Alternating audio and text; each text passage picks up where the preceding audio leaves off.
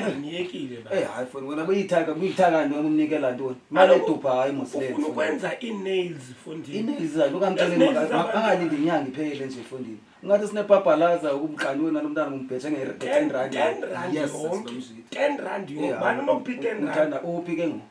kangabuya yabo bamenzela amanye amadoda Mama, hayi awufike ngiphuma mntasa uyaphuma? ya uvelaphi wena uvelaphi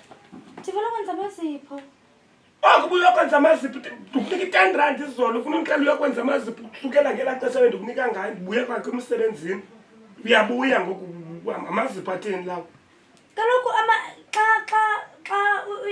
uyakwenza ayile amasipho phayana kufuneka omiswe so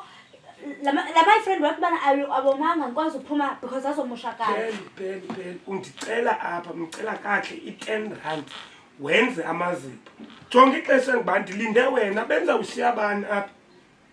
ndine-4 minutes ngoku ndisezawunyuka apha ndengakabhoksi baby laa mntu undenze amazipho uthe ba la mazipho ndiwafunayo athatha ixesha so kwafuneka silale phayana and ayindimndedwa besibaninzi abantu baleli phayana onke amantombazana besileli phayana sonke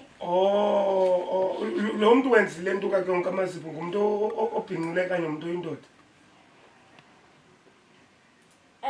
lo mntu unenza amazipho ngumntu obhinqile kanye ngumntu oyindoda uba yindoda aphinda abe ngumuntu obhinqileyo sometimes utsho njani kuva kaloku xa usithi uba yindoda uphinde ube ngumuntu obhinqileyo imufi imovaita ke fanele uthi lalani nonke ngosakho obuhlungu kwekimovaita delate mani phela nizuhlanga because ndishekelwe yi-4 minutes bekakhe benosuku olunehleni delate mani ndiyasipana mna okay sap sure babe so baby